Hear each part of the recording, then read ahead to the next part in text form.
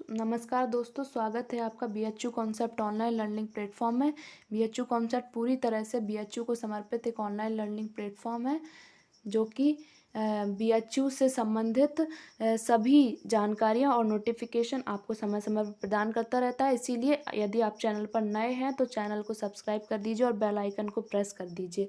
तो जैसा कि आप देख रहे हैं कि जीके क्वेस्ट सीरीज़ हमने शुरू करी है, जिसमें हम जीके और जीएस के जितने भी इम्पॉर्टेंट टॉपिक्स हैं उनसे 10 जो इम्पॉर्टेंट क्वेश्चंस होंगे और जो क्वेश्चंस एग्ज़ाम में आते हैं उसी हिसाब के क्वेश्चंस हम आपसे यहाँ पर डिस्कस करेंगे।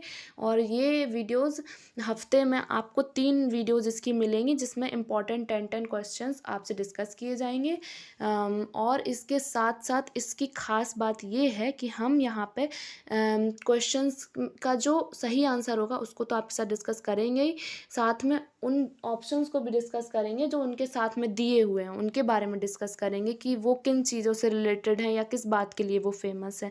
तो इसीलिए यदि आपने चैनल को सब्सक्राइब नहीं किया है तो चैनल को सब्सक्राइब कर दीजिए और बेल आइकन को प्रेस कर दीजिए और इस वीडियो को पूरा देखिएगा। और यदि वीडियो पसंद आए तो इसे लाइक कीजिएगा, अपने दोस्तों के साथ शेयर कीजिएगा। और जितने भी यहाँ पे क्वेश्चंस डिस्कस होंगे उसमें से आपको जितने भी क्वेश्चंस आपको बन जाएं आप ज़रूर बताइएगा कमेंट सेक्शन में कि आपको कितने क्वेश्चंस इसमें से बन गए, कितने का आंसर आपको पता था। तो ठीक है, अब हम शुरू करते हैं। तो आज हम हिस्ट्री के 10 इम्पॉर्टेंट क्वेश्चंस यहाँ पर डिस्कस करने वाले हैं। तो शुरू करते हैं फिर। तो पहला क्वेश्चन है हमारा, पहला क्वेश्चन है इतिहास का पिता किसे कहा जाता है। इतिहास का पिता किसे कहा जाता है। ठीक है, तो इसके ऑप्शंस देखिए यहाँ पे दिए हुए हैं, प्लिनी, टेशियस, हेरोडोटस और मेगास्थनीज। तो इसका जो सही आंसर है वो है हेरोडोटस। ठीक है, हेरोडोटस इसका सही आंसर है। और बाकी जो ऑप्शंस दिए हुए हैं प्लिनी, टेशियस और मेगास्थनीज, तो इनके बारे में हम चर्चा करते हैं। तो प्लिनी जो है वो क्यों फेमस है, क्योंकि इन्होंने नेचुरल हिस्ट्री नामक एक पुस्तक लिखी थी प्रथम शताब्दी में। और जो टेशियस हैं वो ईरान के राजवैद्य थे। ठीक है, इनके बारे में कोई बहुत इम्पोर्टेंट कोई ऐसी जानकारी नहीं मिलती है, लेकिन जो इनके बारे में बात फेमस है वो यही है कि ये ईरान के राजवैद्य थे और ये एक विदेशी लेखक थे।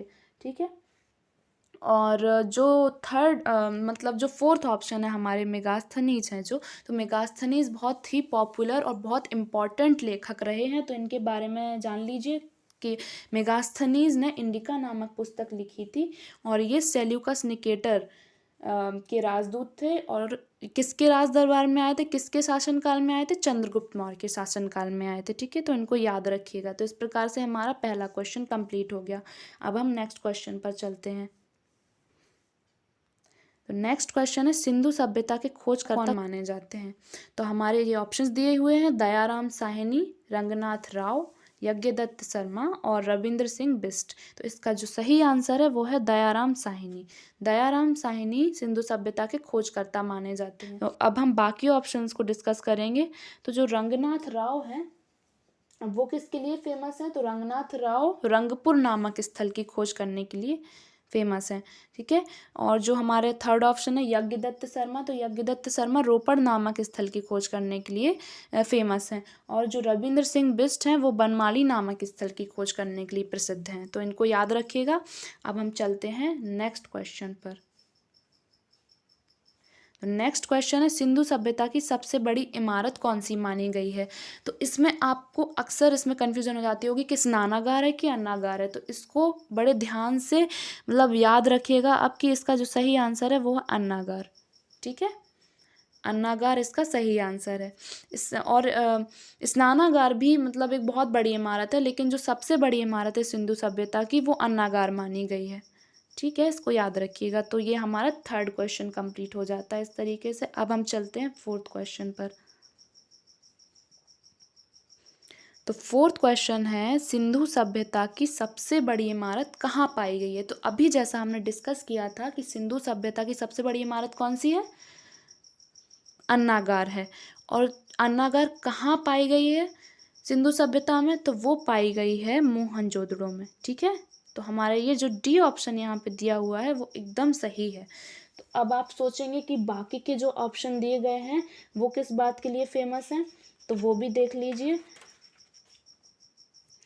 तो जो मोहनजोदड़ो है वो तो उनकी सबसे बड़ी इमारत अन्नागार और स्नानागार के लिए सब प्रसिद्ध हैं। और लोथल जो जगह है, तो लोथल सिंधु सभ्यता का एक बहुत ही महत्वपूर्ण बंदरगाह था। ठीक है, बहुत महत्वपूर्ण बंदरगाह था। कालीबंगा भी एक कालीबंगा क्यों फेमस है, क्योंकि कालीबंगा में अग्निकुंड पाए गए हैं। ठीक है, और हड़प्पा फेमस है। हड़प्पा तो खैर फेमस है ही, बहुत ही मतलब महत्वपूर्ण स्थल माना जाता है, लेकिन जो इसके बारे में जो एक बहुत फेमस बात कही गई है वो है कि यहाँ से मोहरें प्राप्त हुई हैं। और कैसी मोहरें प्राप्त हुई हैं, जिनमें एक श्रृंगी पशुओं का अंकन है। ठीक है, एक श्रृंगी का मतलब होता है सींग, मतलब एक सींग वाले पशु का अंकन है। तो इस तरीके से हमने चारों जो हमारे ऑप्शन थे उनके बारे में हमने डिस्कस कर लिया। अब हम चलते हैं हमारे नेक्स्ट क्वेश्चन पर। तो नेक्स्ट क्वेश्चन है कि सिंधु घाटी सभ्यता में चावल के प्रमाण सर्वप्रथम कहाँ से प्राप्त हुए। तो इस क्वेश्चन को जरा ध्यान से देखिएगा, क्योंकि इसमें लिखा हुआ है सिंधु घाटी सभ्यता में।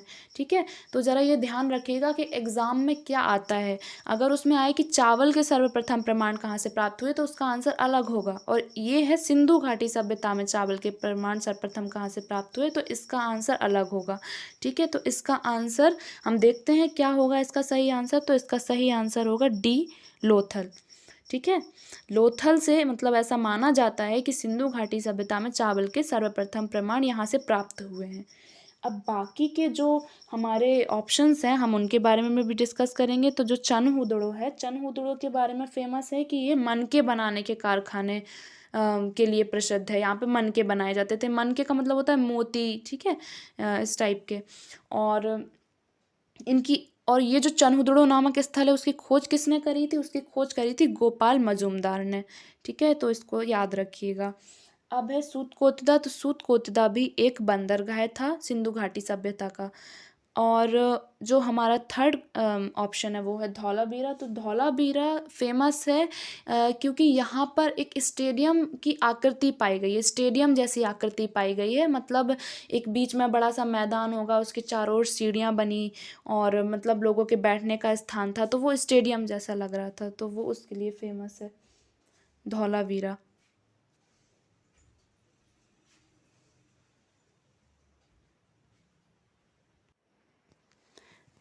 हाँ, तो धौलावीरा स्टेडियम की आकृति के लिए प्रसिद्ध है। और इसकी खोज किसने की थी इस स्थल की, तो रविंद्र सिंह बिष्ट ने इसकी खोज की थी। इस तरीके से हमारा 5वां क्वेश्चन कंप्लीट हो गया। हम चलते हैं नेक्स्ट क्वेश्चन पर। तो नेक्स्ट क्वेश्चन है कि रखालदास बैनर्जी ने सिंधु सभ्यता के किस स्थल की खोज की थी। तो रखालदास बैनर्जी को R.K. बैनर्जी भी बोलते हैं इसको, तो इसमें कंफ्यूज मत होइएगा। क्वेश्चन में अगर वो R.K. बैनर्जी दे दे तो समझ जाइएगा। तो इसके जो ऑप्शन हैं वो क्या है, बनमाली, बी मोहनजोदड़ो, सी लोथल और डी रोपड़। तो इसका जो सही आंसर है वो है मोहनजोदड़ो। तो राखालदास बैनर्जी या R.K. बैनर्जी ने किसकी खोज की थी, मोहनजोदड़ो की खोज की थी। अब हम बाकी के संदर्भ में भी देखेंगे कि बनमाली की खोज किसने की। तो बनमाली की खोज की थी रविंद्र सिंह बिष्ट ने। ठीक है, बनमाली की खोज की है रविंद्र सिंह बिष्ट ने। और लोथल की खोज किसने की है, तो लोथल की खोज की है रंगनाथ राव ने। और रोपड़ नामक स्थल की खोज किसने की है, यज्ञदत्त शर्मा ने। ये हमने पिछले क्वेश्चन में भी इसको डिस्क्राइब किया था। ठीक है, तो इस तरीके से हमारा 6th क्वेश्चन भी कंप्लीट हो जाता है। अब हम चलते हैं नेक्स्ट क्वेश्चन पर। तो नेक्स्ट क्वेश्चन है कि इब्न बतूता द्वारा लिखित यात्रा वृत्तांत पुस्तक का नाम क्या है। ठीक है, तो इब्न बतूता क्या थे, अरबी लेखक थे एक। ठीक है, तो इब्न बतूता ने जो पुस्तक लिखी है, जो ग्रंथ लिखा है, उसका नाम क्या है, तो उसका नाम है डी, रेहला। ठीक है, इसको याद रखिएगा कि इब्न बतूता ने रेहला नामक पुस्तक लिखी है। अब बाकी जो ऑप्शंस दिए गए हैं ये भी बुक्स के नाम है, तो ये बुक्स किसने लिखी हैं ये भी हम देख लेते हैं। तो राज तरंगिणी जो पुस्तक है वो किसने लिखी है, तो राज तरंगिणी नामक पुस्तक कल्हण द्वारा लिखी गई है। ठीक है, और अष्टाध्यायी जो पुस्तक है वो लिखी गई है पाणिनि के द्वारा। और इस बुक को जरा याद रखिए क्योंकि ये संस्कृत व्याकरण की प्रथम पुस्तक थी। ठीक है, तो ये एक अलग से क्वेश्चन बन सकता है, बहुत इंपॉर्टेंट चीज़ है, इसको ध्यान रखिएगा। और इसको लिखा किसने है, पाणिनि ने लिखा है। और जो नेक्स्ट हमारी जो पुस्तक लिखी है वो है सीयूकी। तो सीयूकी नामक जो ग्रंथ था या जो पुस्तक थी वो हुइनसांग द्वारा लिखी गई थी। और हुएनसांग किसके शासनकाल में भारत आए थे? हर्षवर्धन के शासनकाल में भारत आए थे, तो इसको याद रखिएगा। अब हम चलते हैं नेक्स्ट क्वेश्चन पर। तो नेक्स्ट क्वेश्चन है कि भारत का भूगोल नामक पुस्तक किसने लिखी थी? तो भारत का भूगोल नामक पुस्तक लिखी थी टॉलमी ने। ठीक है, इसको याद रखिएगा, भारत का भूगोल नामक पुस्तक लिखी थी टॉलमी ने। और बाकी जो लेखकों के नाम दिए गए उनके बारे में अभी हम डिस्कस करते हैं। तो डायोनिसियस जो लेखक थे वो यूनानी रोमन लेखक थे, और इनकी बुक का कोई नाम नहीं मिलता है। जो भी इन्होंने वृत्तांत लिखा होगा उसका कुछ नाम नहीं मिलता है। बाकी इनके बारे में जो फेमस है वो ये है कि ये मिस्र नरेश टॉलमी फिलाडेल्फस के राजदूत थे, और ये अशोक के राज दरबार में आए थे। ठीक है, अशोक के शासनकाल के समय आए थे। इब्न बतूता के बारे में हमने अभी अभी डिस्कस किया कि इन्होंने रेहला नामक पुस्तक लिखी थी, और ये अरबी लेखक थे, और ये दिल्ली मतलब उस समय दिल्ली में जो शासन करते थे वो थे सुल्तान मोहम्मद बिन तुगलक। तो उन्होंने इनकी बुद्धिमत्ता से प्रसन्न होकर इन्हें अपने राज्य का न्यायाधीश या काजी नियुक्त किया था। ठीक है, और जो संयोगन है तो संयोगन का भी किसी मतलब पुस्तक का प्रमाण नहीं मिलता है। ये चीनी लेखक थे और ये भारत आए थे बौद्ध धर्म के बारे में जानकारी प्राप्त करने। तो इस तरीके से हमारा 8th क्वेश्चन भी कंप्लीट हो जाता है। अब हम चलते हैं नेक्स्ट क्वेश्चन पर।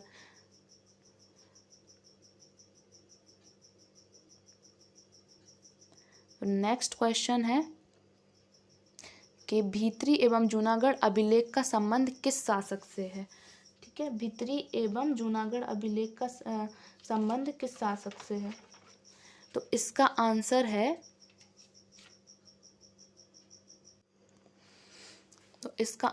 है स्कंदगुप्त, बी।